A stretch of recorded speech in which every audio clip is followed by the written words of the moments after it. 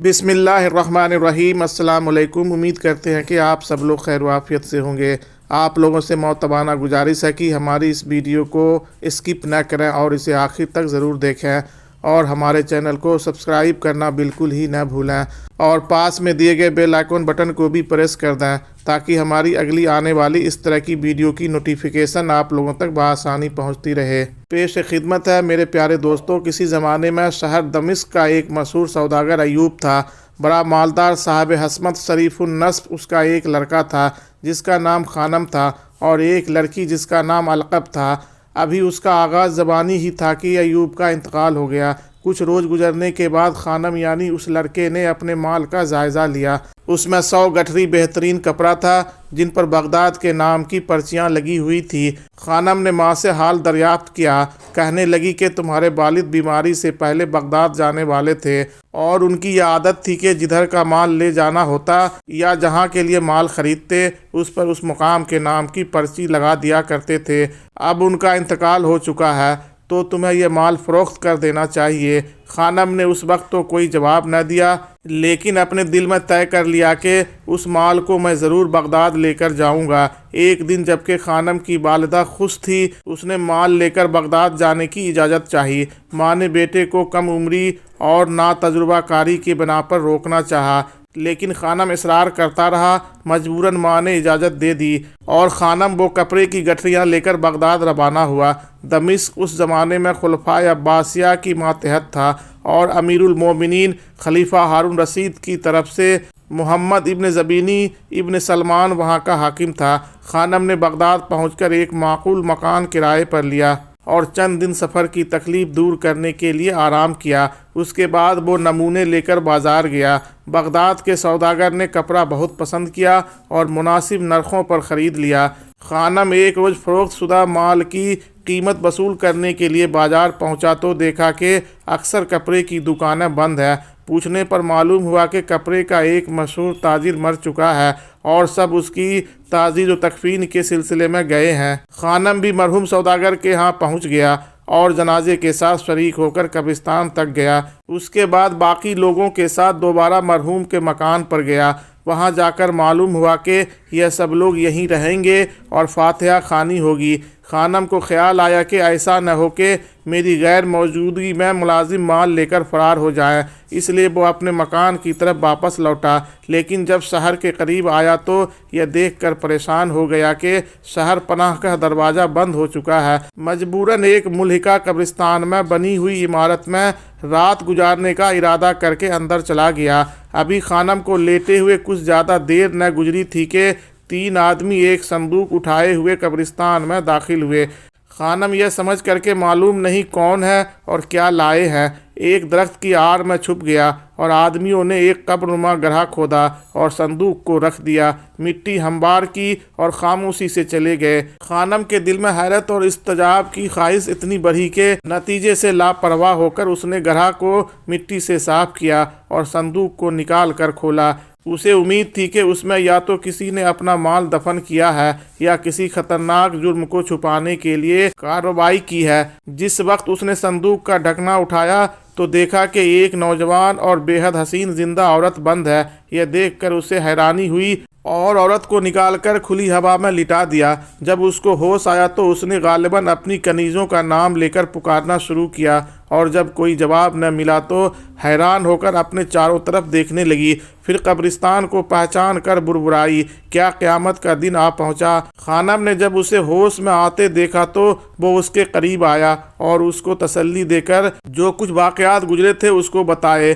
میں دوبارہ اس زندگی کے لیے صرف آپ کی ممنون ہوں۔ صبح سویرے شہر جا کر ایک گدھا لے آنا، اور اسی طرح مجھے صندوق میں بند کر کے صندوق گدھے پر رکھ کر اپنے مکان پر لے جانا۔ گویا میں پیدل چل سکتی ہوں، لیکن ممکن ہے کہ اپنے لباس اور وضاقت سے پہچان لیے جاؤں۔ خانم جو اس عورت کی صورت دیکھ کر اس پر مر مٹا تھا، اس پر عاشق ہو گیا تھا، اس کے حکم کو ماننے کا وعدہ کیا۔ چنانچہ صبح اس عورت کو بدستور صندوق میں بند کر کے شہر سے گدھا لیا اور صندوق اس پر رکھ کر اپنے مکان پر لے آیا۔ फिर बाजार से कुछ खाने पीने की अशिया लाकर रखी। दोनों ने नाश्ता किया। दौरान खाने खानम ने उसके दिल का हाल पूछा तो वो कहने लगी कि मेरा नाम फितना है और खलीफा हारून रशीद की कनीज हूँ। खलीफा मुझ पर बहुत मेहरबान थे। जुबैदा खातून को यह नागवार था, इसलिए मेरे साथ यह सलूक किया गया। बहरहाल मैं खुदा के बाद तुम्हारी शुक्रगुजार हूँ कि मुझे ज़िंदा दरगोर होने से आपने बचा लिया। मैं उम्मीद करती हूँ कि तुम फ़िलहाल उस वाक़े का किसी से जिक्र नहीं करोगे, क्योंकि अगर जुबैदा को मालूम हो गया तो अच्छा न होगा। खानम ने उसको इत्मीनान दिलाया कि आराम के साथ रहो, मैं उस मामले में बिल्कुल खामोश रहूँगा। उसके बाद वो बाज़ार गया और 2 खादमा फितना के लिए ख़रीद लाया ताकि उसको कोई तकलीफ़ न हो। फितना ने कहा कि मुझ पर तुम्हारे एहसानात बढ़ते जा रहे हैं। अगर खुदा को मंजूर हुआ और मेरे हालात बदले तो इंशाअल्लाह मैं भी आपकी खिदमत में कोई कसर न छोड़ूंगी।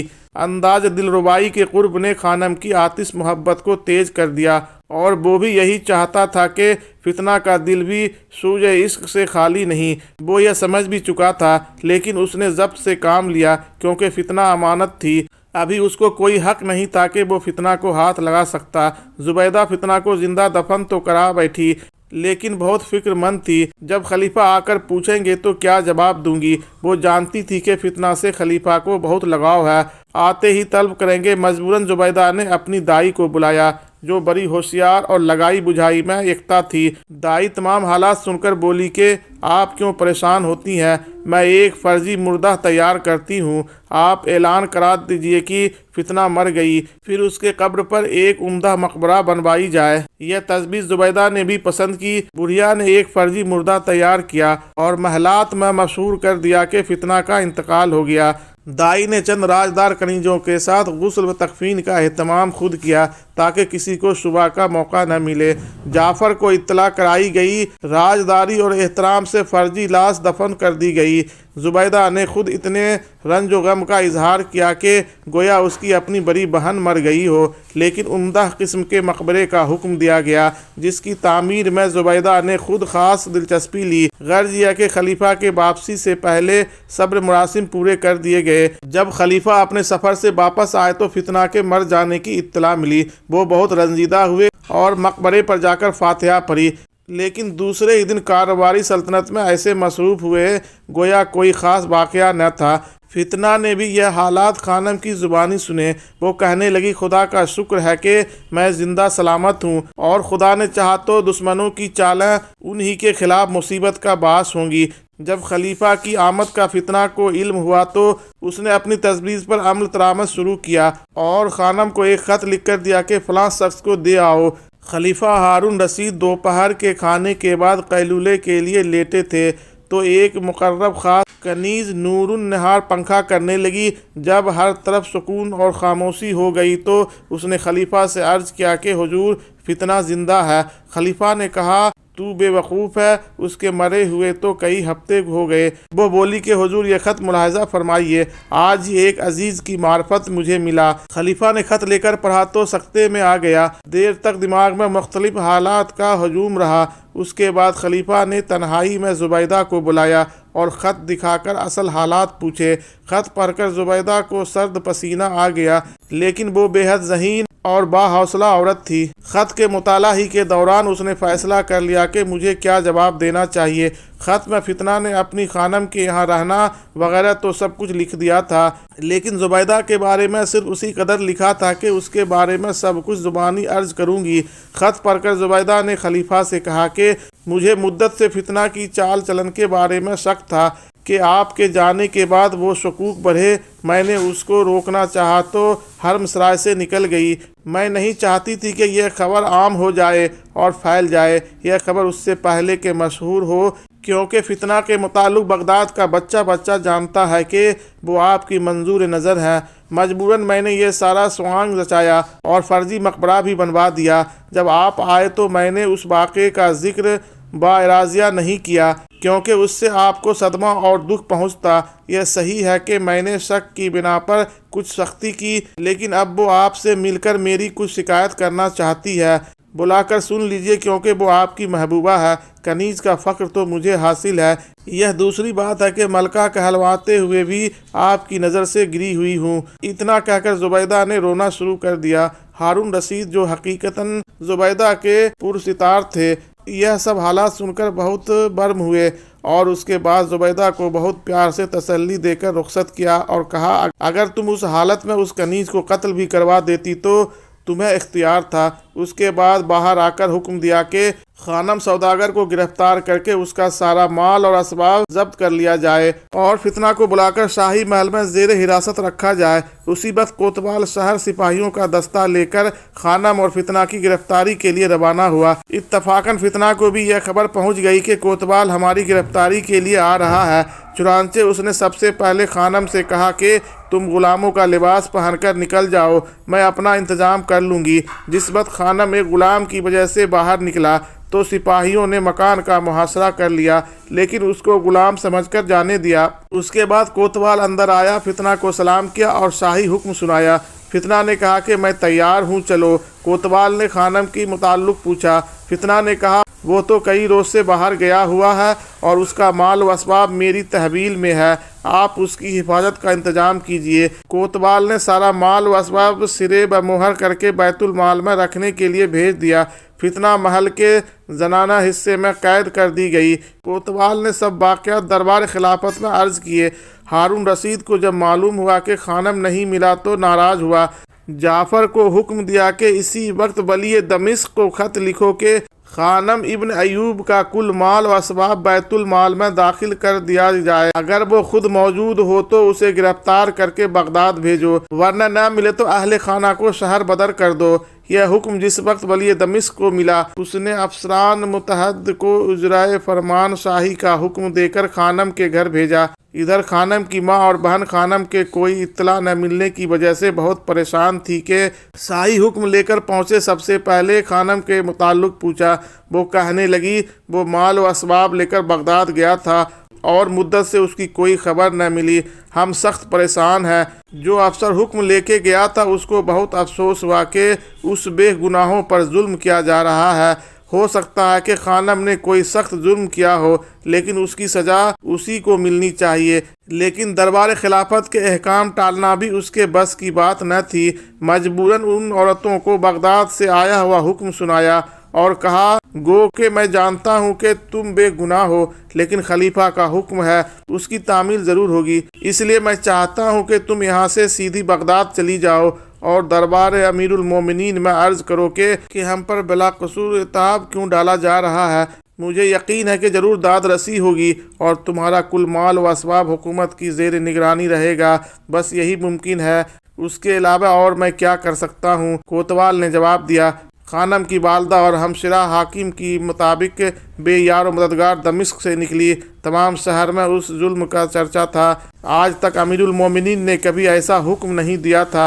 यह बड़ी ही ज्यादती हुई है। उन गरीबों के लिए कोई यार मददगार नहीं रहा। कुछ ज्यादा रहा, कुछ सजो सामान लेकर रोती हुई बगदाद की तरफ रवाना हुई। खलीफा हारून रशीद फितना को कैद करके चंद रोज बड़े गम और गुस्से के हालत में रहे, लेकिन जुबैदा ने बहुत होशियारी और अक्लमंदी से उसका रुख उस तरफ से बदल दिया।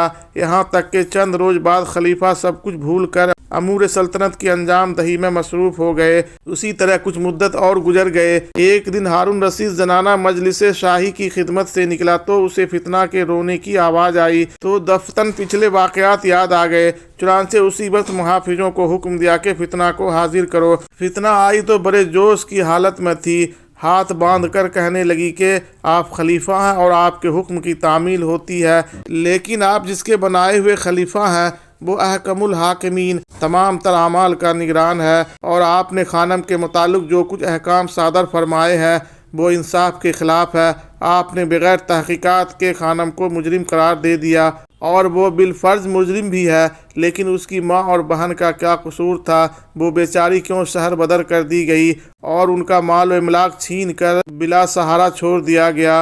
मुझे अब तक यह भी मालूम नहीं कि आपने मुझे किस जुर्म में कैद किया है। खानम एक शरीफ और दयानतदार आदमी है और उसने मुझ पर एक एहसान अजीम किया है और मेरी जान बचाई। عزت و آبرو کی حفاظت کی۔ معلوم نہیں اس غریب پر کیوں عتاب شاہی نازل ہوا۔ فتنہ نے غصے کی حالت میں وہ سب کچھ سنایا جو عام حالات میں کوئی خلیفہ کے سامنے کہنے کی ضرورت نہ کر سکتا تھا۔ بے شک خانم کی والدہ اور بہن کے متعلق غلط حکم دیا گیا تھا، لیکن تم محل سرائے سے باہر کیوں گئی؟ فتنہ نے سارے واقعات سنائے۔ خلیفہ متاثر ہوا۔ ممکن ہے کہ وہ زبیدہ سے پوچھ گچھ کرتا، لیکن فتنہ نے جس جوش کے ساتھ خانم اس کے گھر والوں کی وکالت کی تھی، اس نے خلیفہ کے دل میں شک کی چنگاری کو روشن کر دیا۔ اس نے خیال کیا کہ ممکن ہے زبیدہ نے جوش رقابت میں اس کے ساتھ ظلم کیا ہو۔ خلیفہ کا یہی شک زبیدہ کی ساری کارروائی کی طرف چشم پوش کا باعث بن گیا۔ اس نے خانم کا قصور معاف کر دیا اور ایک اعلان عام کے ذریعے اس کی والدہ اور ہمشیرہ کو دربار میں بلایا، لیکن خانم کا کچھ پتہ نہ چلا، اور جب وہ نہ آیا تو مایوس ہو کر فتنہ خود خانم کی تلاش میں نکلی۔ فتنہ خیر و خیرات کرتی ہوئی ایک راہ سے گزر رہی تھی کہ ایک روز اسے ایک سوداگر ملا جو سخاوت میں بڑا مشہور تھا۔ فتنہ نے اس کو 1000 دینار دیے کہ میری طرف سے خیرات کر دینا۔ سوداگر نے فتنہ کا لباس و فاخرہ دیکھ کر خیال کیا کہ یہ معزز خاتون معلوم ہوتی ہے، اس لیے ادب کے ساتھ عرض کیا کہ حضور کل سے 2 نوبالغ عورتیں میرے مکان پر ٹھہری ہوئی ہیں جو بہت خستہ حال ہیں۔ اگر آپ برا نہ مانیں تو غریب خانے پر چل کر اپنی ہاتھ سے ان کو عنایت کر دیجیے۔ فتنہ نے ان کا حال پوچھنا چاہا، لیکن سوداگر نے عرض کیا کہ حضور میں نے ان کی زیبیں خالی دیکھ کر کے فی الحال ان کے حالات دریافت کرنا مناسب نہیں سمجھا۔ چنانچہ فتنہ فوراً اس کے مکان پر حاضر ہوئی۔ سوداگر کی بیوی نے فتنہ کو نہایت عزت و احترام سے بیٹھایا اور خاطر تواضع کی۔ فتنہ نے کہا کہ مجھے ان نوبالغ عورتوں سے ملاؤ۔ سوداگر کی بیوی فتنہ کو ان کے پاس لے گئی جہاں نوبالغ عورتیں بیٹھی رو رہی تھیں۔ فتنہ نے ان کو تسلی تشفیع دی اور کچھ دینار پیش کر کے ان کا حال پوچھا۔ خانم کی ماں نے کہا کہ ہماری مصیبت کا باعث خلیفہ کے محبوبہ فتنہ ہے۔ میں ایوب نامی سوداگر کی بیوی ہوں۔ میرا بیٹا خانم یہاں مال تجارت لے کر آیا تھا۔ اس پر کسی ظالم نے فتنہ کے اغوا کا الزام لگایا اور اسے گرفتار کرنے کا حکم کرا دیا گیا۔ اور کس جگہ ہے؟ اس کے بعد حاکم دمشق کا تمام مظالم بیان کر کے زار و قطار رونے لگی اور بولی کہ اب بھی خانم صحیح و سالم مل جائے تو ہمارا رنج و غم سب دور ہو جائے۔ یہ بات سن کر فتنہ نے کہا کہ تمہاری مصیبت کا باعث میں ہی ہوں، میرا ہی نام فتنہ ہے۔ اب تو خلیفہ نے خانم کے گناہ معاف کر کے اس کا تمام مال و اسباب اصل سے 2 گنا کر کے عطا کر دیا ہے۔ اور تمہاری طلبی خلیفہ کیا ہے؟ کئی دن سے تمہاری تلاش میں منادی ہو رہی ہے۔ اس کے بعد فتنہ نے جو واقعات پیش آئے تھے بیان کیے۔ ابھی یہ عورتیں خانم کی تلاش کا عمدہ منصوبہ بنا رہی تھی کہ وہی سوداگر اندر آیا اور کہنے لگا کہ دیہات سے میرے شفا خانے میں ایک جوان مریض آیا ہے، حال پوچھتے ہیں تو روتا ہے لیکن حال نہیں بتاتا۔ فتنہ سب کو تسلی دے کر سوداگر کے ساتھ مریض کے پاس آئی۔ یہاں آ کر دیکھا تو وہ خانم تھا لیکن بہت کمزور اور لاغر ہو چکا تھا۔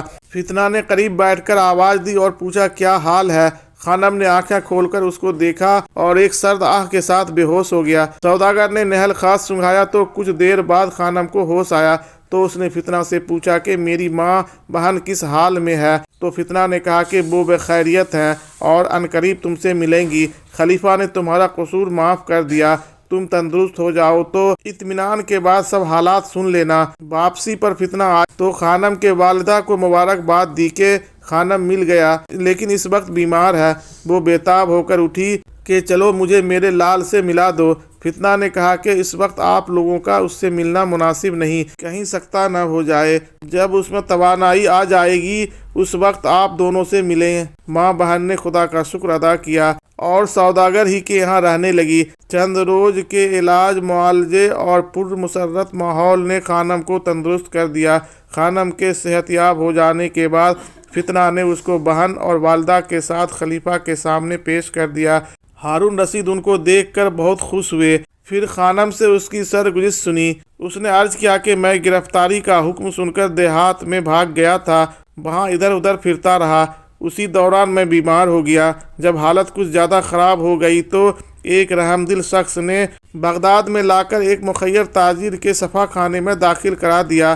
یہاں آ کر مجھے معلوم ہوا کہ میری گرفتاری کا حکم منسوخ ہو گیا اور یہی مجھ سے میری والدہ اور بہن ملی۔ खलीफा ने कुल जब्त शुदा माल असबाब वापस कर दिया और बहुत कुछ मज़ीद अता किया, और उसके बाद फितना को आज़ाद करके खानम से शादी करके खानम की बहन की शादी अब अपने बहुत बड़े दरबारी से करके तौहीन व ज़िल्लत की तलाफ़ी कर दी जो उन बेकसूरों की हुई थी। मेरे मोहतरम नाज़रीन और मेरे प्यारे दोस्तों, आपको ये वीडियो ज़रूर अच्छी लगी होगी। अगर अच्छी लगी हो तो कमेंट सेक्शन में अपनी राय का इजहार ज़रूर से ज़रूर करें, और हमारे चैनल को लाइक और सब्सक्राइब करना बिल्कुल ही न भूलें, और इस कहानी को अपने दोस्तों और रिश्तेदारों में ज़्यादा से ज़्यादा शेयर करें ताकि उन लोगों तक हमारी ये वीडियो बआसानी पहुँच सके। अस्सलाम वालेकुम, अल्लाह हाफिज़।